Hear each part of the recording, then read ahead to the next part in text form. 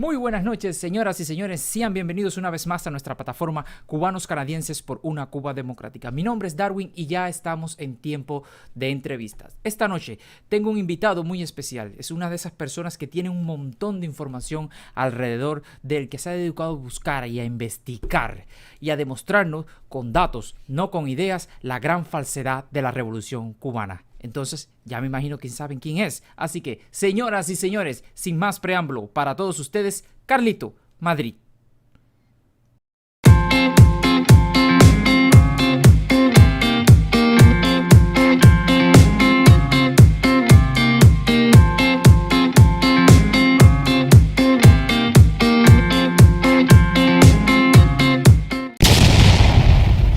Muy buenas noches, Carlito Madrid. ¿Cómo te encuentras? Muy buenas noches, hermano. Pues bien, aquí tranquilo en Madrid con calor estos días. Esperamos a que se acabe el verano, que odio el calor este. Pero bien, bien, todo bien. Ah, porque tú odias el calor. Sí, sí, sí, sí, yo odio el calor. O entonces cuando vengas a Canadá tienes que venir en invierno. Esa es la idea, ir en invierno, sí, sí, sí. Ahí vamos a ver si te gusta tanto el calor o el invierno, porque aquí el invierno es brutal. ¿Cómo está tu familia? También, ¿Cómo está tu familia? pues mi familia de aquí de España, muy bien. Mi familia de aquí de España es muy, muy tranquila, muy estable. Tengo una muy bonita familia aquí. Y mi familia en Cuba, pues, que es el mayor número de familiares los tengo en Cuba, mi madre, mi hermano, mi sobrinita que no la conozco, mis primos, mis tíos, pues todo el mundo allá, pues todo lo bien que se puede estar en Cuba ahora mismo, sin agua, sin comida, sin transporte, sin, Sin como nada. todos sabemos. Sí. Carlito, nosotros tenemos este tipo de entrevista que nosotros hacemos es porque nosotros pensamos que las personas son el resultado de su pasado. Entonces, nosotros queremos saber cómo tú llegaste a ser Carlito Madrid, es decir, por dónde tú transitaste todo lo que tuviste que hacer para llegar a quien eres actualmente uno de los influencers de referencia para nosotros, ¿no? En cuanto a números, datos, es decir, nos estás dando como unas clases de cómo derrumbar una mentira, la mentira de la revolución cubana. Así que, ¿te parece bien que empecemos por ahí? Sí, claro. A ver, mira, yo no planifiqué ser ni youtuber ni influencer, mucho menos, porque no me gusta que me digan influencer. Entonces, yo no planifiqué nada de esto, salió de pura casualidad. Yo intentaba explicarle a mis familiares y a algún vecino de allí de Cuba, intentaba explicarle algunos fenómenos, pero claro, explicar estas cosas por teléfono es caro, es muy complicado. Entonces, lo que se me ocurrió fue grabarme en video, explicárselo en video y subirlo a YouTube y mandarles el enlace por WhatsApp para que ellos pudieran verlo ahí. Y resulta que yo contaba con que esos videos los vieran ellos nada más, pero los videos los fue viendo un montón de gente y de pronto, pues hará cuestión de un año así, creo que fue en abril del año pasado, con un video que hice sobre Alarcón, pues empezó a crecer el canal que hasta me asusté, porque como no contaba con ello, pues me sorprendí muchísimo, me asusté y nada, y ha seguido evolucionando, evolucionando, pues hasta hoy. Eh, Carlito, ¿cuál es tu nombre completo? Mi nombre es Carlos, mi primer apellido es Ricardo y mi segundo apellido es Ramos. Carlos con C. Sí, José. Ok, perfecto. Carlito, me estabas hablando sobre eso, sobre que influencer o youtuber. Yo te voy a hacer esta pregunta porque es válida, ¿no? Tú eres opositor, influencer, youtuber, toda junta. ¿Qué es lo que eres? A ver, influencer no soy, porque yo no ejerzo influencia sobre nadie, ni pretendo ejercerla, ni quiero ejercerla. Y si lo hago inconscientemente, pues le pido a las personas que no se dejen influenciar por mí tampoco. Así que influencer no soy. YouTuber, pues sí, creo que sí, porque transmito a través de YouTube, uso la plataforma YouTube para publicar contenido. Y opositor o disidente, pues en la vida todo el mundo es opositor o disidente de algo. Yo soy opositor al régimen cubano, a la dictadura comunista cubana, al comunismo en general en el mundo. Me opongo a esa ideología, por eso soy opositor. Y disidente, pues también disiento de todos esos sistemas totalitarios, de todo ese absurdo que es esa doctrina comunista. También sería disidente, claro que sí. ¿En qué provincia de Cuba naciste, Carlitos? Yo nací en Cienfuegos, en el barrio de Pastorita, que es un barrio que está justo en la entrada de Cienfuegos. Cuando vienes de la autopista, entras a Cienfuegos, entras por Aguada, vas pasando todos los municipios y cuando vas a entrar ya a la ciudad de Cienfuegos, por donde primero pasas es por Pastorita, que es donde están los edificios que tienen 18 plantas. Pues ese es mi barrio. Ah. Eh, Carlito, ¿tu familia cree o creía en la Revolución Cubana? Sí, sí, sí, claro. Mis abuelas, yo me crié con yo le llamo abuelas a mi abuela por parte de madre y su hermana, eran mis abuelas. Y ellos eran cuatro hermanos, mis abuelas eran dos hembras y dos varones, eran cuatro. Y los cuatro eran muy revolucionarios. Una de mis abuelas fue fundadora de la Seguridad del Estado en Cienfuegos. Ellos, por ejemplo, participaron de forma activa en el alzamiento del 5 de septiembre, ahí en Cienfuegos. Y luego uno de ellos participó en Playa Girón. Eh, Toda la vida fueron muy, muy, muy revolucionarias y fidelistas. Incluso en la sala de mi casa recuerdo que había una foto de Camilo y un cuadro, era un cuadro pintado, no era foto, era pintado, de Camilo y de Fidel, no del Che, de Fidel, de Camilo y de Fidel. Y yo viví eso de pequeño, de verlas a ellas pues muy implicadas en el proceso y vi también la transformación que tuvieron, como hubo una época a partir de principios de los 90 que fue cuando empezó a transformarse la situación en Cuba. Vi cómo ellas también empezaron a transformarse. Recuerdo que mi abuela por parte de madre, con eso de los apagones a principios de los 90 se enfermó de los nervios. Ella era la que se encargaba de cocinar en la casa, por ejemplo. Y recuerdo que vivíamos en un apartamento que vivíamos 17 personas ahí, y en un segundo piso. Y bajábamos los niños a recoger palitos y madera para que ella pudiera cocinar. Todo aquello de la casa se llenaba de humo, el techo se tiznaba, y ella pues se paraba en el balcón y empezaba a gritar oprobios a la empresa eléctrica, a todo el mundo. Y ahí fue cuando ella empezó a cambiar su forma de pensar. Y mi otra abuela, su hermana, pues un poco más adelante, cuando empezamos a irnos nosotros de Cuba, también empezó a cambiar su forma de pensar. Mientras ellas pasaban hambre, eran revolucionarias ellas. Pero cuando le empezamos a pasar nosotros, ahí fue cuando les empezó a doler y empezaron a cambiar el chip. Tú me estás diciendo que a principios de los 90 vivían 17 personas en un apartamento de tres Sí, sí, cuartos, sí. Sí, sí, sí, un sí, ahí en baño, Pastorito. un Tres baño. cuartos, un baño, la sala, la cocina, una terracita detrás de la cocina y otra terraza, un balcón delante. Y ahí vivíamos 17 personas. Entre 14 y 17 personas, habían tres que eran rotativos, que iban y venían, pero el fijo eran 14 y hasta 17 según los otros tres. Wow, es increíble. Después estaremos hablando sobre eso. Después seguiré tocando un poco sobre eso. Carlitos Madrid, ¿cómo fue tu adolescencia y tu niñez en un régimen comunista? A ver, mi adolescencia y mi niñez creo que fue, por ejemplo, en cuanto al tema educativo, la escuela y esto, fue bastante parecido a lo que viven los otros niños y adolescentes cubanos. Yo fui a una escuela donde fui adoctrinado, donde se me inculcaban ideas en favor de una ideología política y se criminalizaba todo lo que tuviera que ver con otra. Pues esto lo hemos vivido prácticamente todos, se nos incitaba a decir lemas, consignas y todo esto, que en ese momento, a edades tan tempranas, no te das cuenta. Luego ya de mayor sabes que te llegas a reconocer, algunos llegamos a reconocer que nos adoctrinaron, otros siguen adoctrinados todavía de mayor. Y en cuanto al tema social, pues mira, fue complicado porque eso mismo que te estaba diciendo, por ejemplo, de vivir tantas personas en un solo apartamento. Luego yo tuve, mi madre con mi hermano pequeño y conmigo, que también éramos pequeños, nos fuimos de ahí, nos fuimos a vivir a otro sitio.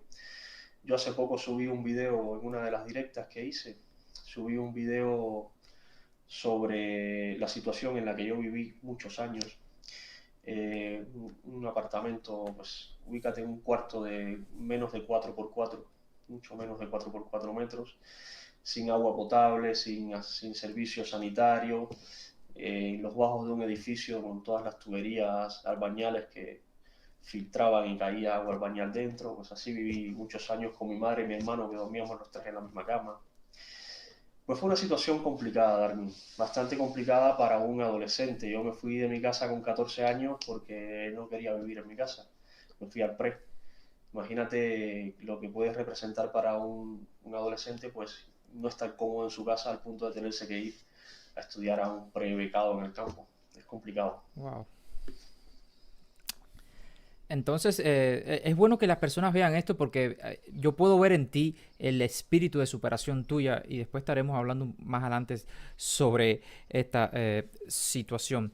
Eh, ¿Tú algún momento de tu vida perteneciste a la UJC? Sí, sí, eso es una película larga, pero mira, yo cuando estaba en el pre, a mí me hicieron el proceso de la Unión de Jóvenes Comunistas. Yo era fui dirigente de la FEN en el pre donde estaba. Yo era el encargado de deporte y recreación, fui por un tiempo en el pre donde estaba, en el pre pedagógico Batalla de Santa Clara, ahí en Cubanayagua. Y me hicieron el proceso de la UJC y me dieron el carnet. Y cuando me dieron el carnet, estaba mal, tenía un error. Y yo lo devolví para que me rectificaran el error y resulta que nunca más me dieron el carnet. Luego del pre me fui al servicio, luego cuando me fui a estudiar a La Habana, esa es otra historia larga, me dieron el expediente de la Unión de Jóvenes Comunistas para que yo me lo llevara para La Habana. Todavía no tenía el carnet. Yo lo llevé para La Habana, lo entregué en la facultad donde iba a estudiar. Allí, bueno, estuvo el expediente registrado. Tuve muchísimos problemas ahí en La Habana con los de la UJC. Yo fui el jefe de la brigada de Cienfuegos en la Facultad Salvador Allende, ahí en Boyero, que fue el primer año de profesores generales integrales. Y claro, yo era de los que no me callaba a decir las cosas, no me aguantaba y tuve bastantes problemas. Uno de ellos, por ejemplo, recuerdo en una reunión que tuvimos con Miriam Llané y otros dirigentes, estábamos hablando de horarios escolares y tal, y querían restringir los horarios de acceso a los albergues y me levanté, había, no sé, 300 personas en la reunión y les expliqué muy delicadamente por qué me negaba, aún siendo ellos, nos estaban explicando que contaban con nosotros para impedirle a los demás estudiantes que entraran a los albergues y me levanté y les dije muy elegantemente que no contaran conmigo porque yo era de los que iba a entrar al albergue. Cosas como esas me trajeron problemas y al final pues cuando terminé en La Habana, que fui para Cienfuegos otra vez, me volvieron a dar el expediente de la UJC para que lo llevara a mi provincia y terminé rompiéndolo y botándolo, no lo entregué más. Estando ahí en La Habana en tercer año estando en la secundaria básica Jacinto García, ahí en la calzada del Cerro, yo pedí la baja de la UJC y me hicieron una reunión con el comité de base municipal, el director de la escuela, el guía base de la escuela, el del comité de base de la escuela. Me hicieron una reunión y me dijeron que no me daban la baja, que lo que hacían era expulsarme. Y yo les dije pues que sí, que si el objetivo, el fin era el mismo, que yo no quería ser de la UJC, que me daba igual si me expulsaban o me dieran la baja. Me daba exactamente lo mismo, pero al final ni una cosa ni la otra. Y ya cuando estaba terminando la carrera, que me dieron el expediente para llevarlo para mi provincia, pues me deshice de él y ya está. Así dejé de formar parte de ese monstruo. En esos tiempos de pre, cuando perteneciste a la FEN y después cuando perteneciste a la FEU, ¿tenías alguna tendencia política, inquietudes políticas en ese tiempo? Mira, inquietudes políticas con esas edades es complicado de tener. Yo tenía inquietudes. Por ejemplo, yo no entendía cómo yo podía vivir en una revolución socialista del pueblo y para el pueblo en una situación habitacional como la que tenía. Eso no lo entendía y todavía hoy sigo sin entenderlo. A mí no me cuadraba que me dijeran que la educación era gratis cuando yo estaba en el pre y tenía que trabajar en el campo, en la naranja, en la mandarina o en la toronja todos los días, 4 horas, o entre 4 y 5 horas, y luego por la tarde estudiar, y a mí no me pagaban ese trabajo. Entonces la educación que estaba recibiendo pues no era gratis. Pues esas cosas no las entendía. Eh, no eran dudas políticas, pero sí eran dudas en cuanto al funcionamiento y en cuanto a los planteamientos que me estaban haciendo. Y luego ya en la universidad fue cuando empecé a tener dudas ya con temas muy concretos. En primer año de universidad, estando ahí en la Facultad Salvador Allende, ahí en Boyeros, yo recuerdo que vino Fidel Castro a visitar la escuela y casualmente entró a nuestra aula el grupo 16 que estaba frente al decanato de la facultad, estaba mi aula.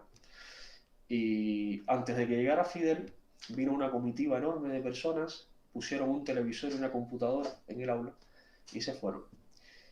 Llegó Fidel Castro al aula, hablamos, yo estaba sentado en la primera mesa y él se paró justo frente a mí, hablamos, intercambiamos unas palabras conmigo y con mi amigo que estaba al lado, mi amigo Cristian. Y cuando se fue Fidel Castro, pues llegó la misma comitiva, quitaron el televisor, quitaron la computadora y se la volvieron a llevar. Y claro, yo en ese momento, que era el jefe de la brigada, en la próxima reunión que tuve, donde nos reuníamos todos los jefes de brigada, con los de la juventud, con los del partido, con todo esto, dije, pero esto no está bien. Aquí ya no es que estén engañando al mundo, que salen por la televisión diciendo que esta es la mejor escuela del mundo, que haya computador en todas las aulas, y es falso porque te la acabas de llevar, es que nos estás engañando a nosotros mismos. Es que no tiene sentido, esto está mal.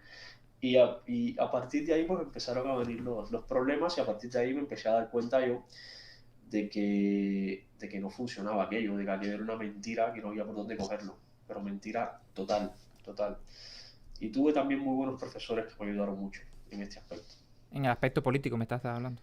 Sí, no dándome directamente orientación política, sino enseñándome dónde buscar las cosas. Ok, ok. ¿Qué impresión tuviste cuando tuviste Fidel frente a ti? Dime algo que te gustó y algo que no te gustó, por ejemplo. Mira, desde que somos niños nos están hablando de Fidel, Fidel, Fidel, Fidel, y Fidel en la televisión, Fidel en la radio, Fidel en el cuadro de la sala de mi casa, ¿sabes? Fidel en todos los sitios. Entonces es normal que la primera vez que lo tengas delante de ti te pongas nervioso, porque te lo han pintado como un dios. Pero luego estás hablando con él y te das cuenta de que le tiemblan las manos, de que tenía una dentadura postiza, de que, no sé, tenía las uñas largas y un poco sucias, cosas así, que dices, pues no, no es un dios, está sudando, no es un dios, los dioses no sudan. Te das cuenta de que es una persona normal que está delante de ti parada y, y nada, terminas bajando a ese dios y poniéndolo en la tierra y dándote cuenta que es una persona. Esa fue la primera vez que lo tuve cerca, luego hubo otras ocasiones que también lo tuve cerca, algunas veces más cerca, otros más lejos, pero coincidimos en algunos sitios. Y yo te soy muy sincero, en ese momento en que lo tuve delante la primera vez, yo, aunque ya sabía que era una persona que no era un dios, yo seguía creyendo en todo lo que él decía. Eso fue a principios de empezar la universidad, prácticamente llevaba 2 meses o 3 en la universidad. Pero cuando fue avanzando el curso, ese primer curso y el segundo, ya no, ya no me encajaba tanto. Fíjate que hasta llegué a renunciar al cargo que tenía de presidente de la Brigada de Cienfuegos, renuncié a ese cargo y una de las razones era por dejar de ir a las reuniones estas que teníamos con él porque no tenía deseos de participar de toda esta pantomima y de todo este teatro. Te vas dando cuenta de que todo es una mentira muy bien montada para que se la crea todo el mundo. Wow. Algo bueno, pues que lo bajé del pedestal. Algo malo, pues prácticamente todo lo demás. Pues malo, visto con perspectiva, claro, en ese momento no hubiera dicho lo mismo, pero ahora visto con perspectiva, pues prácticamente todo lo demás fue malo. ¿Y tú le dijiste eso a tu abuelita que era fidelista? Yo con mi abuelita tuve unos cuantos encontronazos. Mi abuela materna, no, con su hermana. Tuve unos cuantos encontronazos. Tuve uno muy fuerte, recuerdo que estaba de pase yo en Cienfuegos en unas navidades. Y estaba saliendo, cuando aquel era Luis Ignacio, el ministro de Educación. Y estaba saliendo por la televisión diciendo algo que yo sabía que era mentira, porque era justo algo que habíamos hablado en una reunión antes de yo irme de pase. Y yo sabía que era mentira. Y yo dije en voz alta, estaba mi abuela al lado y dije en voz alta, otra vez el mentiroso este diciendo las cosas estas. Y mi abuela me armó un escándalo y me dijo que yo siempre estaba hablando mal de la revolución, que parecía mentira, que yo que me estaba formando como maestro.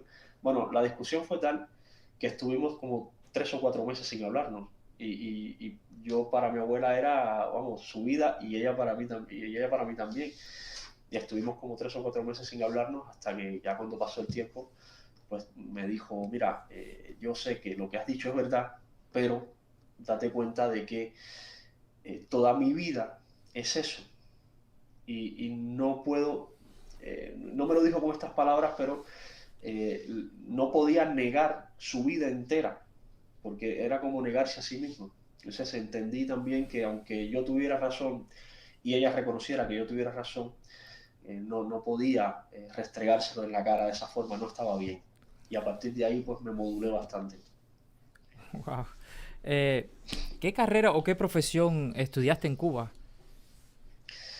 Pues yo cuando terminé el pre tenía muy buen escalafón, yo era un prepedagógico, yo tenía muy buen escalafón, podía haber estudiado muchas cosas y lo que más me gustaba era artes plásticas. Y pues hice las pruebas de ingreso a artes plásticas y aprobé y pues cogí la carrera de artes plásticas. Me fui, cuando aquello no estaba todavía instructores de arte, estaba un típico profesor de artes plásticas. Me fui para el servicio, ya con la carrera ganada, para el servicio. Y cuando estaba en el servicio, pues viene Yumila, se llamaba, Yumila, la de la juventud, con otro más, que no me acuerdo cómo se llama ahora. Si lo veo sé quién es, pero no me acuerdo su nombre ahora mismo.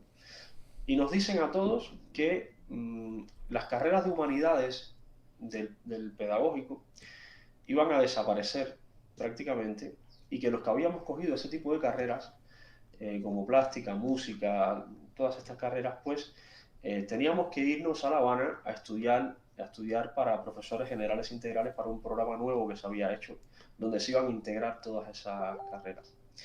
Teníamos tres opciones realmente, o irnos para La Habana a estudiar eso, o cambiarnos a otra carrera, o pasar otro año de servicio. Yo cambiarme a otra carrera, pues lo hubiera hecho antes de hacer las pruebas de ingreso, ¿sabes? No, yo quería estudiar eso. Pasar otro año de servicio, pues tampoco quería. Y al final, pues decidirme para La Habana a hacer la carrera de profesor general integral. Y nada, al final terminó gustándome muchísimo impartir clases. Tuve alumnos que hoy en día son unas excelentes personas y tengo una gran amistad con ellos y fueron unos años de mi vida increíbles. Y uno de mis sueños futuros es volver a un aula a impartir clases. Wow. ¿Te llegaste a graduar? No, no me llegué a graduar porque sabía que si me graduaba, salir de Cuba iba a ser muy complicado. Es decir, ya tú tenías, a finales Sí, de eso, tenías esa idea, de yo hecho, aquí, tenía, sí, sí. exacto, yo tenía mi tesis y todo hecho. De hecho, mi tesis yo la empecé a hacer desde el primer año de la carrera, era una enciclopedia del pensamiento marciano. La hicimos entre un grupo de estudiantes de la carrera, amigos además, amigos personales, y ya cuando llegamos a tercer año tercer año, sí, cuando llegamos a tercer año de la carrera, bueno, el segundo año de la carrera ya mi tesis competía en pedagogía provincial, pedagogía nacional y quedaba en primeros puestos. Y en tercer año de la carrera mi tesis fue a pedagogía internacional y también tuvo muy buenos resultados en el Congreso de Pedagogía Internacional. Y a partir de ahí, pues ya me validaron la tesis. Me dijeron esto ya, que defiendas esto es puro protocolo, ya tu tesis tiene nota. Wow. Entonces, aún así, de hecho, cuando decidí no terminar la carrera porque me quería ir de Cuba, pues vinieron varias veces a mi casa. Recuerdo una profesora que era vecina mía, Alicia, que vino varias veces a mi casa, pero estás loco, si tienes la tesis hecha, que no tienes ni que defenderla, que lo único que tienes es que ir ahí, presentarte y firmar un papel, que no. Y no fui, no firmé el papel y no me gradué. No, y fuiste sabio, de hecho. Fuiste bastante sabio al no ir ahí y firmar el papel porque si no te hubieras condenado a estar por lo menos creo que son Exacto. 8 años, 5 8 años que tienes que estar cuando abandonas una carrera o algo así. ¿Puede ser? No recuerdo los años, pero sí sé que son varios. No Son recuerdo varios. exactamente los años, pero sé que son varios años. Sí. Eh, Carlito, ¿cómo llegas a España? Pues eso es una historia que no voy a entrar en detalles porque implicaría a algunas personas que no quiero mencionar. No, no. Pero mira, te cuento rápido. Eh, Aquí en España todavía vive Ana, la madre de un gran amigo que es como mi madre también. Y este amigo estaba conmigo en Cuba, Cristian, y estudiábamos juntos, somos como hermanos. Y pues conseguimos un contrato de trabajo, él y yo, para Angola, un contrato legal, todo bien Sí, sí. hecho, todo planteado. Y pues el vuelo que cogimos para ese contrato de trabajo venía La Habana a Madrid, Madrid Lisboa y Lisboa Luanda. Y aquí en Madrid así escala 2 días. Entonces vinimos aquí a Madrid, estuvimos con la madre de mi amigo 2 días en Madrid y dijimos, ¿Madrid o Luanda? Pues Madrid. Y nos quedamos en Madrid. Así, así fue. Qué interesante eso. Dice, ¿cómo fue el choque entre la realidad mundial, ese capitalismo malvado y perverso que te pintan en el noticiero nacional desde la televisión cubana, y la realidad cuando llegas ahí y ves lo que sucede realmente? ¿Cómo fue ese choque para ti? Hombre, ese choque yo creo que lo viví como lo viven casi todos los cubanos que salimos de ese inframundo de que es Cuba y llegamos a la realidad. A ver, yo recuerdo prácticamente minuto a minuto el día desde que salí de La Habana hasta que llegué aquí a España, lo recuerdo minuto a minuto. Podría contártelo menos el ratico que dormí en el avión, lo demás podría contártelo minuto a minuto. Yo cuando me bajé del avión aquí en el aeropuerto de Barajas, ahora se llama Adolfo Suárez Barajas, cuando me era Barajas a secas, me bajé aquí en el aeropuerto, fui al check-in, me puse muy nervioso porque cuando ves un policía delante de ti en un aeropuerto, un cubano que no ha salido nunca, se pone nervioso, inevitablemente. Al final me resultó que el policía pues, me atendió muy amablemente, me hizo las preguntas, ya viéndolo con perspectiva, me hizo las preguntas normales que se le hace a una persona que llega a un país con una visa de tránsito, me selló el pasaporte y entré. Y cuando salí cuando sales al hall del aeropuerto, ahí estaba la madre de mi amigo, su esposo, esperando. Fue impresionante ver salir fuera del aeropuerto, ver la fila de taxis, todos los taxis, no había ningún almendrón, ni ningún Lada, ni nada de esto.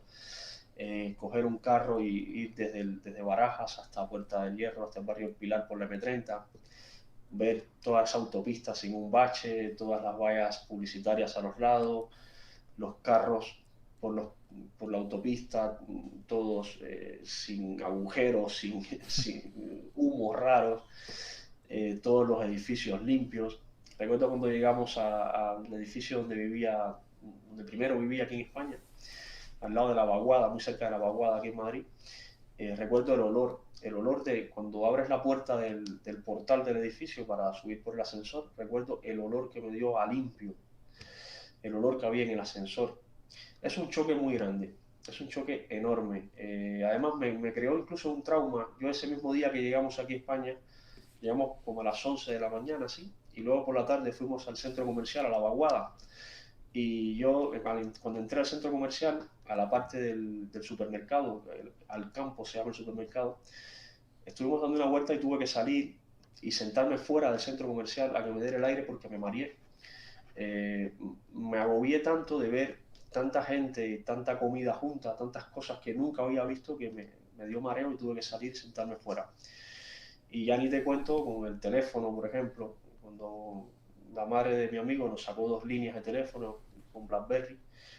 Y claro, con internet en el teléfono, estuve sin dormir no sé cuántos días, con internet en el teléfono, no se acababan los datos, o sea, aquello era pues magia. Vamos como descubriendo el fuego. Recuerdo también la primera ducha que me di aquí en España. Sí, porque esta ducha, además, yo nunca me he duchado, nunca he tenido la sensación como esa vez de ducharme y quedarme limpio entero. Estuve como media hora en el baño, duchándome. Fue impresionante. Esos instantes te marcan muchísimo la vida. Luego lo volví a vivir con mi madre cuando la traje, que estuvo aquí hace como 3 años. Lo volví a vivir con ella ya desde fuera. Verla a ella también, abrir el grifo de la cocina y ver cómo salía agua y parecía un niño jugando. Abría, salía agua, cerrabas, así. Y salía agua caliente y me decía, ¿sale caliente? Y yo, sí, sí misma, sale caliente. Estas cosas son tristes de ver porque dan muestra del subdesarrollo que hay en Cuba. Pero es, por desgracia, lo que nos pasa. Es lo que nos pasa. ¿Cómo fueron tus inicios en un país capitalista? Porque para todos los emigrantes, no solamente de Cuba, sino de todas partes del mundo, cuando tú emigras de un lado para otro, siempre son difíciles. Por lo tanto, ¿cómo fueron tus inicios? Bueno, yo tuve un inicio casi como lo tiene prácticamente cualquier emigrante cuando llega a un país extraño, un inicio fuerte y duro. Yo estuve un año entero trabajando de camarero, un trabajo que me consiguió Ana, la madre de mi amigo. Me consiguió un trabajo de camarero en un bar. Ella trabajaba en el restaurante de al lado y ese bar, que era el mismo dueño, pues ahí me consiguió un trabajo de camarero y trabajaba de 6 de la tarde, así más o menos, hasta que cerrara. A veces era a las 4 de la mañana, a las 5 de la mañana. Tenía un solo día libre, que eran los lunes, pero como si lo trabajaba me lo pagaban también, pues resulta que no lo libraba nunca, lo trabajaba también. Y luego por las mañanas dormía un rato y me iba a impartir clases de informática a domicilio, clases de Word, de Excel, vamos, del paquete Office o de Photoshop o cosas así. Y descansaba muy poco ese año, pero a pesar de lo duro que fue, aprendí mucho y me sirvió de mucho. Y ya ese año pasó, me salió a través de un cliente de ese mismo bar, me salió un trabajo en una empresa que se dedica al reciclaje de bolas de golf. Empecé en esa empresa como diseñador web para atender la página web y pues resulta que terminé, por una casualidad de la vida, terminé pues de jefe de montaje, jefe de proyecto, de montaje de una fábrica de reciclaje de bolas de golf aquí en Soria, en España. Y me fui a Soria a vivir pues 3 años. Tuvimos un año montando la fábrica, yo estuve de jefe de montaje y otros 2 años de puesta en marcha y producción que estuve de jefe de fábrica. Esos otros 2 años. También fue una experiencia increíble y aprendí muchísimo, muchísimo. No te puedes imaginar la cantidad de cosas a mí me dijeron, vas a montar una fábrica de bolas de golf y yo en mi vida había visto una bola de golf. Sí, sí, tal cual. Yo, mira, por aquí tengo algunas, mira, te las voy a enseñar, las tengo aquí, tengo muchas de colores, que las tengo aquí cerca. Mira, Wow.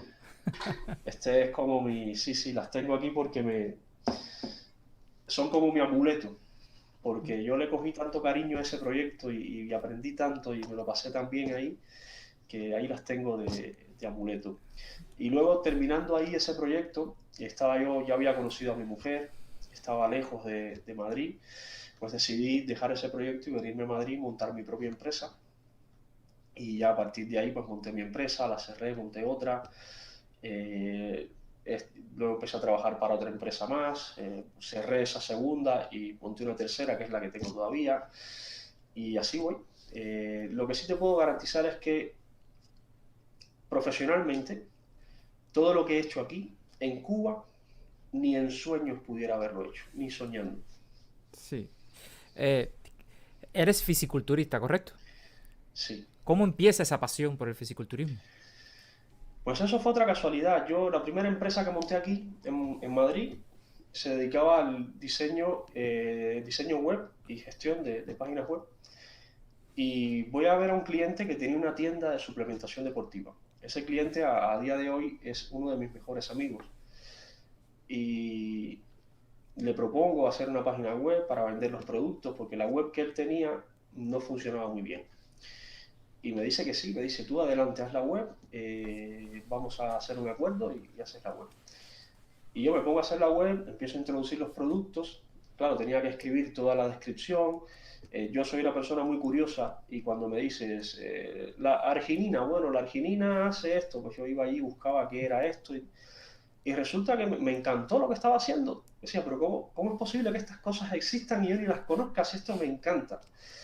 Y pues ya estaba metido en este mundo de la suplementación a través de ese proyecto y voy a una feria, a un Arnold Classic que se hizo en Barcelona, hará 3 años, y conozco a otro muchacho que compite, que soy mi preparador personal y es mi amigo también, una gran amistad con José. Y le digo, oye, mira, yo quiero prepararme para hacerme unas fotos bonitas, quiero, no sé, tener un físico bonito para unas fotos. Me dijo, no te preocupes, que te echo una mano. Le dije, sí, por favor, échame una mano. Y resulta que cuando termino ya que llegaba la fecha de las fotos, ya tenía muy buen físico en ese momento. Y me dice José, me dice, oye, hay un campeonato Si quieres vamos y pruebas a ver. Pero José, pero si yo no he competido, da igual, tú te subes ahí, haces lo que puedas y veremos qué sale. Que tienes muy buen físico y a lo mejor pasa algo. Y resulta que sí, que fui al campeonato para probar y quedé primero. Cogí medalla de oro. Y ya a partir de ahí es algo que no puedes parar. A partir de ahí fue, bueno, ese año quedé pues primero o segundo en todos los campeonatos que fui, Open nacionales, provinciales, regionales. Y luego el segundo año ya me metí en cuarto de España, en una categoría superior, quedé cuarto lugar en una categoría superior a la mía, a nivel nacional, que es en el Open en el campeonato de la Federación IFBB, que es muy importante. Y ahora este año se me ha fastidiado la temporada por el COVID. Ya. Pues ya tendría que estar ya casi para competir. Pero es algo que me encanta. El culturismo es algo que me encanta y me ha llevado incluso a ponerme a estudiar. Me saqué los estudios de nutrición y dietética. Ahora estoy terminando la especialidad en nutrición deportiva. Ya me queda nada, con muy buena nota además, ¿no? 9,7 de media en la nota. Wow. Y es algo que disfruto muchísimo y me encanta lo que hago. Y voy a abrir un canal de fitness ahora, en una semana o dos lo tengo abierto ya. Es decir, Sí, voy a aparte hablar del canal Sí, tuyo, Carlito Madrid. aparte de política, sí, voy a abrir uno de fitness donde hablaré pues de... No será el típico canal este de vamos a entrenar, vamos a saltar, no, voy a centrarme más en explicar, por ejemplo, qué es la vitamina B12, qué hace, cómo funciona, qué efectos tiene, efectos adversos, por qué comer aguacate es bueno, o por qué comerte un plátano a las 8 de la mañana puede no ser tan bueno. Les voy a explicar este tipo de cosas así en Wow. un canal nuevo que voy a abrir, a ver qué tal sale. Súper, súper interesante eso, me gusta eso. Deja hacerte esto es una pregunta vaya, cómica, como si estuviéramos sentados en un bar tomando una cerveza. ¿Es verdad que un fisiculturista, si se come un helado, le entra cargo de conciencia? A un fisiculturista no sé, a mí me entra. Sí, a mí me Comerte un entra, helado, te pero, empiezas a mirar y decir, oh, ¡ay, mi madre! pero no como un helado, ¿eh? Yo, por ejemplo, tengo que comerme 220 gramos de ternera en la comida. Tengo mucha hambre y me como 280 y me entra cargo de conciencia. Y es ternera. Sí, sí, sí. ¡Wow! Sí, tú ten en cuenta de que yo, por ejemplo, mi comida, todo lo que yo me como pasa por una báscula. Absolutamente todo. Lo que yo me como pasa por una báscula. Y cuando voy a competir, hasta el agua que me tomo pasa por una báscula. Entonces, eso te crea una disciplina enorme y llega el momento en que tú dices, bueno, soy consciente de que tengo que comerme un poco más porque tengo hambre, pero luego tienes el cargo de conciencia de que te has comido un poco más. Sí, sí. Carlito, un poco entrando más en la política, porque yo sé que a ti te gusta, tú eres un fiel estudioso, estadista, por así decirlo. ¿Nos podías contar un poco más de lo que está pasando en la política española y cómo esa política española que está ocurriendo ahora con Sánchez, con Pablo Iglesias en el poder, cómo afecta a la libertad de Cuba? ¿Nos podías dar A un ver, pequeño resumen sobre eso? la política española ahora mismo está en crisis. No es una crisis que sea actual, es una crisis que viene desde hace años. Algunos dirían incluso que desde la transición, que no se hizo bien y todo este cuento que se inventan ellos para manipular todo ellos, me refiero a los de la izquierda. Yo situaría el problema, lo situaría a partir del gobierno de Aznar finales y con el gobierno de Zapatero que hundió económicamente este país, lo hizo pedazos. Y eso fue lo que dio lugar al 15M, que fue este movimiento que trajo a Pablo Iglesias a la palestra pública y a todo este movimiento de Podemos, que pasó de ser un movimiento social donde tenían reclamos, que incluso yo compartía muchos de esos reclamos, pasó a ser un movimiento político de extrema izquierda, que es lo que es ahora. Ahora mismo la situación política en España es muy compleja. ¿Por qué es compleja? Porque desde el año 2018 se han efectuado en España muchísimos procesos electorales, entre 3 o 4 procesos electorales, hasta que salió este último, pues con una coalición de socialistas y comunistas, con independentistas, separatistas, filoterroristas, todas estas personas gobernando un país. Eso evidentemente provoca una situación política bastante inestable y una situación económica todavía más inestable. ¿Cómo afecta esto a Cuba? Pues de muchas formas. Primero, porque el régimen socialcomunista actual de España está lleno de adeptos al régimen comunista cubano. Está lleno de personas que apoyan y sostienen además política y económicamente al régimen comunista cubano. Una de las formas de eliminar o de ahogar al régimen cubano es cortándole todos los tentáculos exteriores que tiene. Y España ahora mismo es uno de esos tentáculos, no uno cualquiera, es uno de los más grandes porque España es uno de los mayores socios comerciales de Cuba y está soportado precisamente por este gobierno, este régimen social comunista que hay aquí en España. La situación es muy inestable políticamente. Aquí el régimen, cuando cogió el poder el 10 de noviembre, ha seguido prácticamente los mismos pasos que siguió Fidel Castro y que siguió Hugo Chávez, desde adoctrinamiento en las escuelas, intervención del Poder Judicial, eh, está creando ministerios que no valen para nada, pero está haciendo crecer el Estado enormemente. Ahora lo último que se ha salido es con la paga esta, el ingreso mínimo vital, que no es más que para crear una red clientelar de votos otra vez para las próximas elecciones. Está siguiendo exactamente, han hablado de nacionalizar, por ejemplo, también Pablo Iglesias ha hablado de nacionalizar. Todo esto crea una situación política muy inestable. El capital extranjero sale corriendo y el nacional también. Imagínate que Nissan, que es uno de los mayores fabricantes de automóviles y que significaba como el, no sé, 10% creo del PIB de la ciudad de Cataluña, algo así, se va a ir de Cataluña. La de aluminios también, AOL de aluminios, también se va de España. Se están yendo todas porque saben que aquí la inestabilidad política puede provocar inestabilidad fiscal, inestabilidad legal y pues, perder la empresa. Y con Pablo Iglesias hablando de nacionalizar, pues imagínate, es muy Sí, complicado. no es atractivo para el capital extranjero, me No, imagino. no, no, no, no. Para nada, al contrario. ¿Y cómo y cuándo decides empezar a hacer videos? Ya no estuviste diciendo eso anteriormente, pero ¿en qué momento tú decides, ok, voy a empezar a hacer videos para desenmascarar completamente a la mal llamada revolución cubana? Yo creo que eso fue mucho después de hacer el primer video. Porque ya te digo, los primeros videos yo los hice no para desenmascarar a nadie, yo los hice para explicar algo que yo pensaba que era así, y yo tenía pruebas y datos de que era así como yo lo estaba explicando. Y para explicárselo a la gente que yo conocía. Y luego, no sé, eso habrá sido como después del verano, así. Recuerdo que, mira, hubo un punto de inflexión que fue, yo estaba de vacaciones el verano pasado, sí, estaba yo de vacaciones, que estaba en Cádiz, estaba en una playa preciosa ahí en la playa, en el faro de Trafalgar, y justo vi el video este de Díaz Canel diciendo de los panes y los peces, que el gobierno cubano era el único que contaba los pollos y los pescados, y eso me dio tanta rabia que dije, esto ya pasa de ser algo para explicárselo a alguien, ya esto hay que empezar a explicarlo bien porque estos son unos sinvergüenzas y hay que desmontarles toda la mentira esta.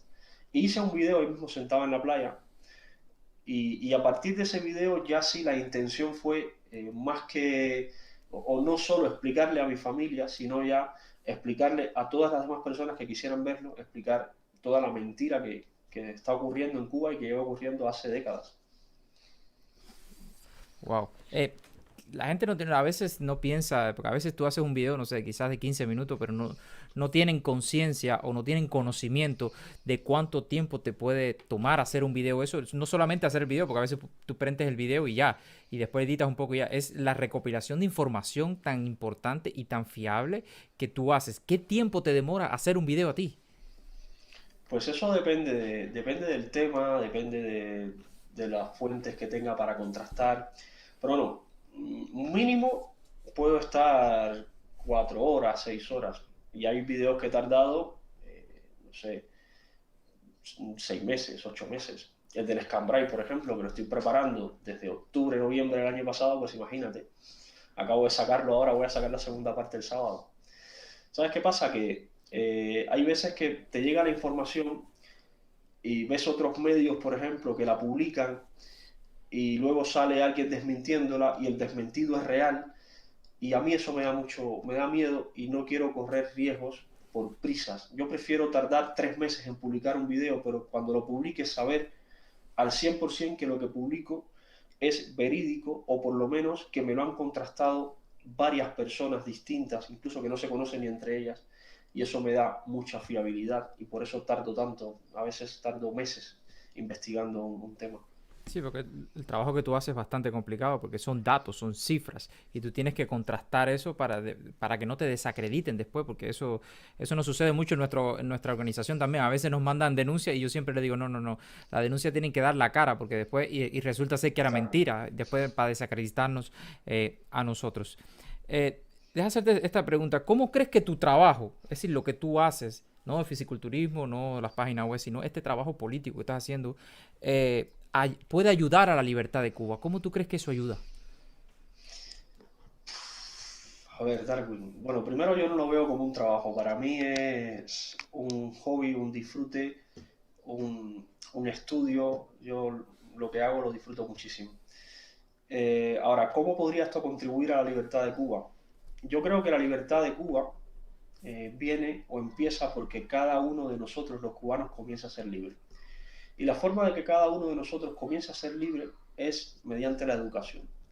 No hay otra forma, ¿eh? Tú puedes, hay una película que recuerdo además, ahora no recuerdo el nombre, pero esa escena la recuerdo con mucho detalle, cuando llegan los aliados a liberar el campo de concentración de Auschwitz, abren las puertas y no salían de dentro, los recluidos no salían, no sabían que eran libres. ¿Por qué no sabían que eran libres? Porque llevaban tantos años ahí que no sabían ni siquiera lo que estaba pasando. Pues eso más o menos puedes extrapolarlo a Cuba. Si tú no educas a los cubanos para que sean libres y actúen como personas libres, no van a ser libres nunca y Cuba no va a ser libre. Entonces yo creo que lo que yo hago o lo que intento hacer va en ese sentido, en educar a las personas que quieran ser educadas, porque también educar es un proceso de dos partes. Está el educador, el que quiere educar, y luego el receptor, que tiene también que querer ser educado. Entonces, yo emito una información, intento educar a mi forma, desde mi punto de vista, con los datos que tengo, y luego está del otro lado la persona que tiene que querer ser educada y educarse. Y a partir de ahí, pues a lo mejor yo pueda contribuir a que esa persona pueda pensar de forma libre, expresarse de forma libre y contribuir en un tercer paso a la libertad de Cuba. En cualquier caso, educación, educación, educación. Por ahí tiene que pasar todo. No puedes tener una Cuba libre sin una sociedad educada. Claro. Y, no, y tenemos que rescatar ese estado cívico que lo hemos perdido Exacto. durante muchos años sobre ese poder debatir, porque a veces los cubanos no podemos ni debatir ni de pelota, imagínate tú, de política. ¿De dónde sacas el eslogan datos, no ideas? Porque es muy pegajoso y a la gente le gusta mucho y desmonta cualquier argumento de una ciberclaria o de un cibercombatiente de la revolución, como lo digo yo también. Pues eso fue de un debate personal que tuve con una persona que tengo muy buena relación. Y, y no relación ideológica, tengo relación personal. Sí, y en las ideologías estamos en las antípodas, pero en el trato personal estamos muy cerca. Y pues eso, él me rebatía con ideas y yo con datos, y él con ideas. No, él me rebatía con ideas y yo no tenía forma de rebatirle hasta que encontré datos. Le dije, mira, esto es un dato. No, es que eso es el imperialismo. Sí, pero ¿el número es verdad o es falso? No, es que la lucha anticubana, la mafia, pero que el número es real o no. Bueno, sí es real. Pues datos, no ideas. Y a partir de ahí surgió el datos, no ideas. Y es que es real. Tú las ideas puedes debatirlas, incluso podemos tener el mismo fin, pero tú puedes tener ideas distintas a las mías. Las ideas son muy volátiles, las ideas son muy relativas, pero los datos no lo son. Los datos son los que son. Tú puedes ver el color azul, por ejemplo. Es azul. Tú puedes ser daltónico y verlo de otro color. Esa es tu posición, pero el color es azul. Eso es un hecho, es un dato concreto, es una longitud de onda. Pues así pasa con los datos, con los números, con las cifras económicas. Por eso, datos, no ideas. Con las ideas hemos llegado hasta donde estamos. Y si seguimos con las ideas, nos hundiremos. Eso de trinchera idea vale más que trincheras de piedra, eso es basura. Todo eso es basura. Los datos son los que valen. Las ideas, pues las que ellos quieran. Las ideas las adaptas a los datos. Bueno, por así decirlo, más o menos. Sí. Eh, ok, ¿te ataca mucho la ciberclaria, Carlitos? Sí, pero bueno, a veces me siento a veces un poco incluso celoso porque veo que atacan más a otras personas. Entonces, pero bueno, tengo mis ciberclarias fieles que vienen al canal. Yo aclaro que yo no les digo ciberclarias como persona, les digo ciberclarias como forma de pensar, como ideología que tienen, que es una ideología absurda. Entonces les digo ciberclarias por eso. Pero como personas, pues serían personas normal, como cualquiera. Claro. Pero sí, incluso les tengo algunas hasta cariño. Les doy de comer en el canal. Sí. Desearía Que que en vinieran algún más. momento. No, bueno, si vienen más serán bienvenidas. Si yo, de hecho, estoy por crear un grupo de Facebook que se llama Adopta tu Ciberclaria. Ya lo anuncié hace poco, para que ahí, pues, el que quiera adoptar una ciberclaria publique haga una publicación, por favor, la ciberclaria quiera ser adoptada, que venga, Ya. y así las vamos atendiendo en el grupo de Facebook. Pero a mí me causa mucha gracia este tipo de personas. Los que están dentro de Cuba, y llamamos ciberclarias, insisto, ideológicas, no como Sí, personas, que en lo personal sí, no claro. tengo nada en contra de ninguno. Los que están dentro de Cuba me dan un poco de lástima en cierta forma porque están adoctrinados, todos sabemos que están adoctrinados, menos ellos, y ellos siguen actuando de esta forma ciberclariesca, que es como actúan, y dan hasta un poco de lástima verlos así, pero es que no quieren aprender, no se dejan enseñar y siguen repitiendo consignas y algún día despertarán, ojalá y algún día despierten. Y luego están los que están fuera de Cuba, que tenemos ciberclarias mayores, hay muchos tipos de ciberclarias fuera de Cuba, que estos son más cínicos, más oportunistas, más hipócritas. Que estos incluso ya me atrevería a decir que algunos son ciberclarias incluso como personas, ya no solo ideológicamente, sino como personas. Pero en cualquier caso, yo intento mantener siempre la cordura, no entro en conflicto ni en debates con ninguno de ellos porque ni ellos me van a convencer a mí de nada, que yo sé que es absurdo, ni yo voy a convencer a estos oportunistas de nada porque ellos están cobrando, ellos probablemente ya estén convencidos, pero están cobrando dinero o alguna prebenda por el trabajo que están haciendo de ciberclaria. Así que eso no hay forma de interactuar con ellos. Claro. No, es que tú eres un espanta ciberclaria, porque cuando tú vienes, por ejemplo, cuando tú estableces un debate con una ciberclaria, son los dos dando ideas. No, mi idea, no, la idea, y bueno, ya ellos ahí ganan, ¿cómo se llama? Ponen cualquier cosa y puede quedar como en empate esa batalla, pero contigo ellos te dan ideas y tú le das datos y ya las destruye. Entonces, como ellos no tienen cómo defenderse en contra de tus datos, pues se van para otro lugar. No, o pasan al ataque personal. Ah, ok. Cuando ellos no tienen, claro, cuando ellos no tienen cómo rebatir un dato, que es lo normal, ellos pasan a atacarte. Como no pueden atacar el dato, te atacan a ti, matan al mensajero. Y empiezan a intentar desacreditarte a ti como persona para así intentar desacreditar el dato que has dado. Algo que es una técnica muy, muy antigua, que lo hacía el propio Marx, hacía esto, lo hizo Lenin mucho tiempo, y lo han hecho los comunistas durante generaciones. Son técnicas que ya están más que aprendidas, más que estudiadas, pero claro, como ellos siguen viviendo en esa fantasía marxista, pues siguen aplicando estos métodos que ya nada más verlos los reconoces el método y ya sabes cómo corregirlo. Y vuelven otra vez a quedarse sin argumentos y vuelven con otro ataque personal y es así hasta que ya los dejo estar, porque son como niños pequeños. Y llega el momento en que se comportan como mi hija. A ver, mi hija está papá, papá, papá, papá, pues así están ellos. ¿Qué, Y, qué, qué es lo más cómico y lo más ridículo que te ha dicho una ciberclaria a ti? pues mira, hay cosas que me causan mucha risa cuando se meten con mi físico, por ejemplo. Sí, se meten con mi físico. Hombre, yo no tengo el físico de Schwarzenegger, de Arnold, pero tampoco no me considero que tenga un mal físico. Pero ellos se meten con mi físico, se meten con mi, no Pero, sé. pero ¿cómo con tu físico? Si tú tienes un Sí, mira, me físico... dicen, me dicen por ejemplo, que uso anabólicos, que uso esteroides. Claro, ninguno de ellos sabe qué es un esteroide, ni cuántos tipos de esteroides hay, ni qué es un anabólico, ni qué son los esteroides anabólicos. Ni siquiera saben que ellos mismos consumen anabólicos, porque la comida, la proteína es anabólica, tiene efecto anabólico. Pero claro, ¿cómo tú le explicas a una persona que no sabe ni siquiera qué cosa es la democracia, cómo le explicas qué cosa es un anabólico y qué cosa es un efecto anabólico? Entonces, me dicen esas cosas y yo me río porque es que digo, fíjate que no sabe no sabe ni de lo que está hablando y encima me critica por otra cosa que está más perdido todavía y me entra la risa, sí. Eso- No sé, es ridículo cuando empiezan con este tipo de ataque. Realmente ellos piensan que me insultan, pero yo no acabo de reírme, pero me río de los analfabetos que son. Es como lo cómico y lo más ridículo todo junto ahí, Sí, mezclado sí, ahí. sí, sí, sí. Porque además luego, y esto voy a salirme un poco de la modestia, Sí, perdónenme, no, no. pero claro, esto luego ves a la persona que te está atacando y lo mismo es un asco de persona físicamente sentada del lado de allá de un ordenador y me está atacando a mí por mi físico, que tengo un físico de competición a nivel nacional en un país. O sea, es una vergüenza, es una vergüenza y por eso me da risa. Sí. Eh, Carlito, ¿nos podrías dar una valoración de la oposición dentro de Cuba? ¿Cómo tú la ves desde España? Darwin, para valorar la posición dentro de Cuba es complicado valorarla con datos porque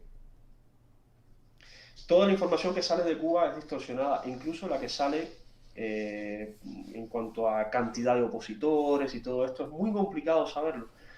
Yo tengo valoración de personas de la oposición. Por ejemplo, yo te puedo valorar a Ferrer, que me encantaría conocerlo en persona, no lo conozco, nunca he hablado con él, espero hacerlo en algún momento, pero tengo muy buena impresión de Ferrer, de las Damas de Blanco también, de todo el movimiento que está surgiendo ahora, de Michael Osorbo, por ejemplo, de todos los...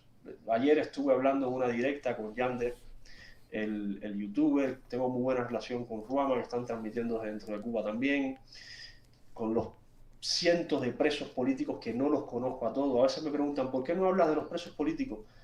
Pues mándame la información, que estaré encantado de hablar de ellos, pero es que no la tengo y no los conozco y no puedo hablar de algo que no sé, Claro. ¿sabes? Entonces, la impresión que tengo es que hay una oposición formada en Cuba, quizás no toda la oposición que necesitamos, pero la hay y funciona y tienen, por lo menos desde mi posición, siento muchísimo respeto y muchísima admiración por prácticamente todos ellos. Y espero que sigan haciendo el trabajo tan bueno que están haciendo porque está funcionando. Y cada vez la oposición crece más. Si te fijas en los números de Somos Más, por ejemplo, que da Eliezer, de los afiliados, hay muchísimos afiliados desde dentro de Cuba que se siguen sumando a Somos Más y esto es oposición también. Esto no es que se suman a Somos Más porque les guste el nombre o porque les guste Eliezer. Esto es oposición también. Entonces la oposición sigue creciendo. ¿Cuánto? Pues no lo sé. Si es todo el crecimiento que necesitamos, probablemente no, pero en algún momento lo será, sin duda. ¿Y, y qué tú crees de la posición fuera, de, es decir, en el exterior de Cuba, en el exilio? Yo creo que la posición del exilio mmm, ha pasado por varias etapas. Hubo una etapa que yo no la viví, yo nací en el 83 y ya en ese momento había una oposición fuera de Cuba fuerte. Recordemos que pues los de la Brigada 2506, por ejemplo, fueron oposición fuera de Cuba, que fue a Cuba a luchar allí, y a partir de ahí siguió Mascanosa, por ejemplo, que era un movimiento de oposición enorme. Eh, la que está en la actualidad, que es la que yo puedo valorar, la que me toca, yo creo que está haciendo un trabajo importantísimo. Desde las herramientas que tenemos, desde los conocimientos que tenemos, el trabajo que se está haciendo yo lo veo muy importante. Desde hace 3 años para acá, además, se nota cómo la propia dictadura cubana ha pasado a la defensiva. Les hemos quitado el control de la información, pero se los hemos arrebatado de las manos, literalmente. La información ahora la controlamos nosotros. Ellos tienen que salir a replicar lo que nosotros decimos. Ya no es como antes que Pero al revés. ellos decían, claro, ellos decían y nosotros, o los que estaban, tenían que defenderse. No, no, no. Ya somos nosotros los que decimos y ellos son los que tienen que salir a defenderse de lo que decimos.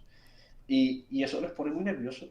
Y la muestra es pues los 3.000 pesos de multa que le han metido a Yander, por ejemplo, la campañita que montaron con Ferrer, por ejemplo, pues esa es la muestra de lo nerviosos que están porque no controlan la información. Y eso es gracias a un trabajo que a lo mejor no se ha hecho tan organizadamente como se debería, que no nos hemos puesto de acuerdo para hacerlo, que a lo mejor pudiéramos haberlo hecho mejor incluso, pero es un trabajo que se está haciendo y que está funcionando.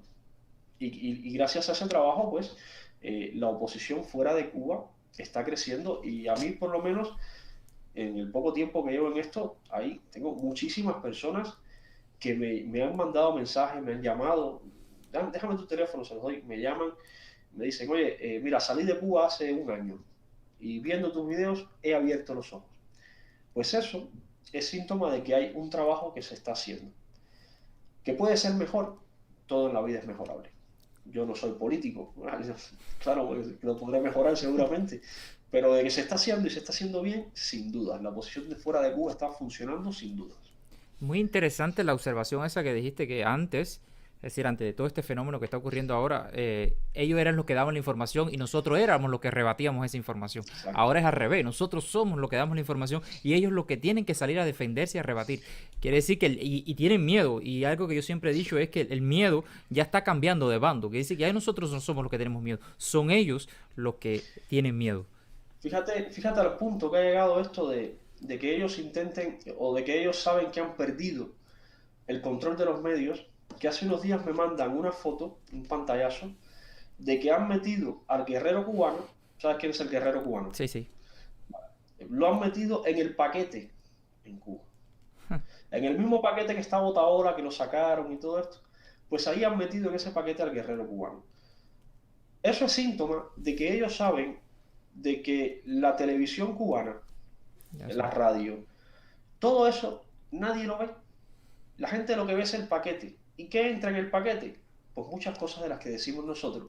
Por tanto, tienen que meter ahí también a sus ciberclarias, a sus, claro, a sus cabezas de turco, meterlos ahí en el paquete para que contrarrestar un poco este desbalance que están teniendo en cuanto a la información, pero no lo van a contrarrestar porque la gente, por suerte, dentro de Cuba está comenzando a tener sentido común. Sí, exactamente. Eh, Según tú, ¿qué debemos hacer los cubanos que estamos afuera, los que estamos libres, los que vivimos en democracia? ¿Qué debemos hacer para contribuir más a la libertad de Cuba? Pues decir lo que pensamos. Yo creo que los cubanos tenemos un problema, que es que hemos estado callados durante mucho tiempo. Y tenemos que aprender que decir lo que pensamos, aunque estemos equivocados, fíjate. No se trata de decir lo que pensemos y tener la razón, no, no. Decir lo que pensamos, aunque lo que digas sea un disparate, pues eso es un acto de libertad. Todos los cubanos deberíamos decir lo que pensamos en las redes sociales, en la calle, con nuestra familia, el que tenga un micrófono en la mano y un medio de comunicación, donde sea, di lo que piensas, pero además dilo sin filtros, no seas políticamente correcto. Si tú piensas que la muerte de Floyd fue un acto de racismo, dilo. Y si piensas que no, dilo también, porque es tu libertad para decir lo que piensas. Y cuando haya un número importante de cubanos que seamos capaces de decir lo que pensamos, sin miedo a estar equivocados, simplemente decirlo y respetar evidentemente a los otros que lo dicen, cuando haya un grupo importante de cubanos que haga esa acción, Cuba va a cambiar así, en el acto. Eso es lo que yo siempre digo, que tenemos que recuperar ese derecho cívico de poder decir lo que sentamos, ese derecho democrático de poder decir esto me gusta y esto no me gusta y no tener que estar mirando por atrás de mis hombros por si alguien me vaya a chivatear o algo de eso. Eso lo tenemos que recuperar y eso lo estamos recuperando con todas las personas que están haciendo algo en las redes sociales, como tú, como yo, como Eliezer, como Taola y como Ultra y como todo el mundo con sus diferentes estilos. Lo estamos logrando porque cada día las personas antes pasaba un post y no le hacía caso. Tenía miedo hasta compartir por miedo a perder, ¿cómo se llama? La visa para entrar a Cuba. Y actualmente comparten. Actualmente Claro. comparten, después escriben y cuando vienes a ver están metidos en cámara hablando y eso es sumamente importante. Carlito, ¿algo que te le gustaría decirle tú a los cubanos en Canadá que estamos luchando por una Cuba democrática? Pues mira, en Canadá tienen a un fuerte aliado de la dictadura cubana, en el gobierno canadiense. Así que los cubanos que están ahí en Canadá, que están pues luchando por lo mismo que luchamos muchos en otros países, yo creo que como mismo hacemos aquí en España y nos ha parado el COVID, pero lo vamos a seguir haciendo. Hay que empezar a tomar acciones físicas, además de las redes sociales, que está muy bien, hay que comenzar a tomar acciones físicas. Hay que comenzar a ir a la embajada, ahí en Canadá, pues la que haya, cubana, y pararse ahí fuera con la cara y protestar. Hay que comenzar a ir, como lo vamos a empezar a hacer aquí ahora en cuanto levanten la cuarentena, a protestar delante de la sede de las empresas que tienen convenio con el régimen cubano. ¿Por qué? Porque esas son las vías de financiación de la dictadura cubana. Pues aquí en España lo vamos a comenzar a hacer. Yo tengo una especie de ciberclaria que está enamorado de Iberoestar y el único comentario que me hace es: Carlos, ¿cuándo tú vas a ir a protestar frente a Iberoestar? Te veo hablar mucho, pero no vas nunca a protestar frente a Iberoestar. Pues yo iré a protestar, no solo frente a Iberoestar, iré a protestar frente a todas y cada una, tengo el listado de empresas además, de todas y cada una de las empresas de España que tienen convenios, desde las pequeñitas hasta las grandes, con el régimen cubano. Y les vamos a planificar un día a cada una de ellas y vamos a estar frente a su sede protestando y denunciando que ese que está ahí dentro, esa empresa, es cómplice de una dictadura criminal, que es la dictadura cubana. Y en Canadá pues deberíais plantear lo mismo, porque sería cortarle los lazos económicos a la dictadura. Esa sería una buena acción. Y por otra parte, para los cubanos canadienses, pues lo mismo que les digo, que les acabo de decir antes, comiencen a decir lo que piensan. Da igual lo que sea, da igual si estás equivocado, da igual.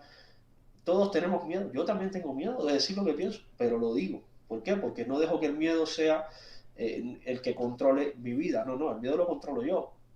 Y a partir de ahí digo lo que me da la gana. Y es lo que deberíamos hacer todos. Siéntanse libres de decir lo que piensan y háganlo.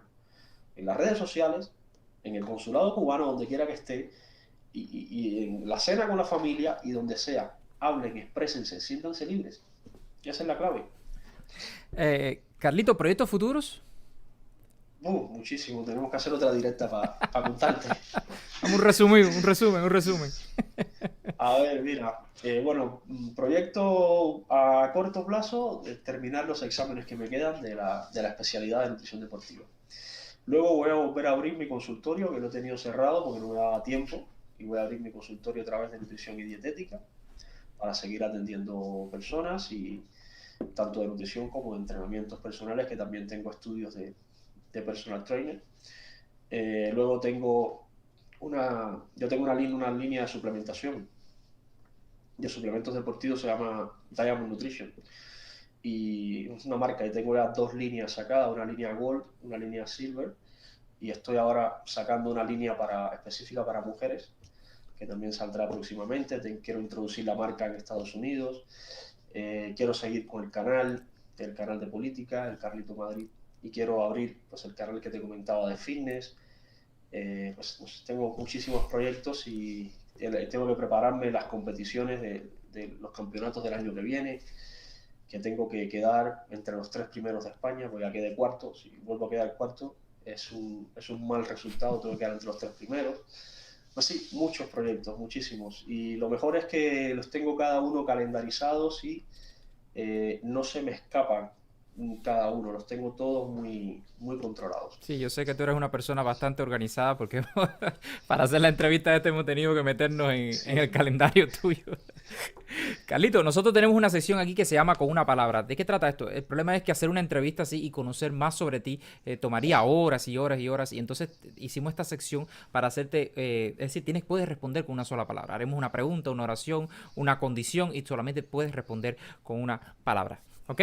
Vale, vale. Ok, entonces ahora nos vamos con el spot.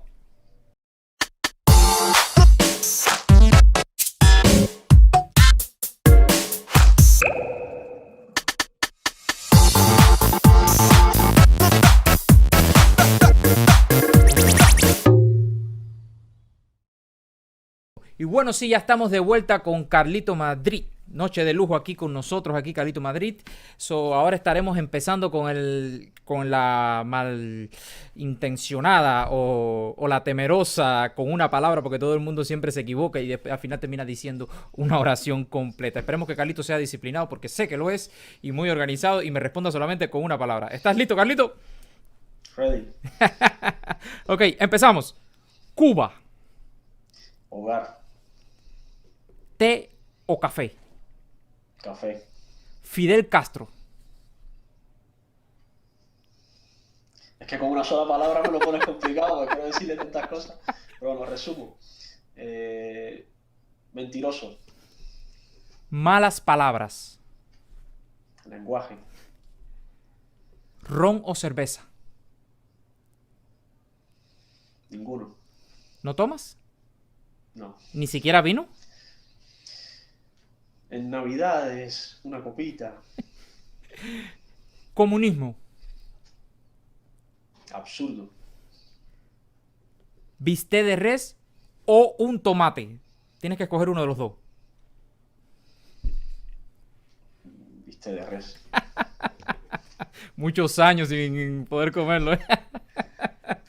Si fueras un animal, ¿qué animal te gustaría ser? Humano. Humano. Irma Shelton. Oh, mentirosa. Madrid, Preciosa. Real Madrid o Barcelona en cuanto a equipos de fútbol. Ninguno. ¿No ves fútbol? No, pues no, no es mi deporte. No lo veo como un deporte ni siquiera. Sí. Wow. Sí, soy muy, no sé, no paso del fútbol. ¿Qué deporte es el que te gusta a ti? Pues a mí me gusta el béisbol, me gusta pues el que practico, el culturismo, me gustan los deportes de contacto, las artes marciales, UFC. me gusta mucho. Sí. Sí, Ah, sí, sí, sí. interesante. Ejercicios físicos. Halterofilia. ¿Nos puedes explicar qué es halterofilia? La halterofilia, a ver, para que te hagas una idea más o menos concreta. Los levantamientos de pesa que ves en las Olimpiadas, estos que cogen la barra, levantan, eso es halterofilia. Ah, ok. Ya. Es que busco una palabra que tengo que salir para el diccionario y después buscarla. YouTube. Hobby, Series o películas. películas, Carlito Madrid. yo. Pues muchísimas gracias, Carlito Madrid. De verdad te agradezco mucho esta entrevista que nos ha concedido. Eres una persona súper buena. Te lo puedo decir porque he hablado contigo fuera de cámara y por la entrevista y por todo lo que has pasado. Eres una persona digna de inspiración, porque hay personas a veces que dicen, no, él cayó a las drogas, pobrecito, porque tuvo una infancia o una niñez terrible, trágica. Sin embargo, tú tuviste una infancia también un poco complicada y mira todo lo que has logrado y todo lo que has llegado a ser. Por lo tanto, eres una persona que inspira a las juventudes de ahora a seguir tus pasos para poder llegar a ser. Unas últimas palabras que nos quieren decir, que le quieras decir a todas las personas que van a ver esta entrevista. Bueno, primero a ti agradecerte por haberme invitado. Para mí es un honor que hayas pensado en mí, que me hayas invitado. Y a las personas que están viendo ahora mismo la entrevista, pues muchísimas gracias también por el tiempo que se han tomado en verla y que sigan aprendiendo, que sigan estudiando, que no se queden con ni lo que les cuente yo, ni lo que les cuente nadie, que intenten por ellos mismos contrastar las cosas, investigar y a partir de ahí pues ejerzan el derecho que tenemos todos de ser libres como personas. Un fortísimo abrazo a todos los que están viendo esta entrevista. Ok, muchísimas gracias, Carlito. Y de esta manera estamos despidiendo a Carlito Madrid. Así que nos vemos en la próxima. Chao. Gracias, chao. 3, 2.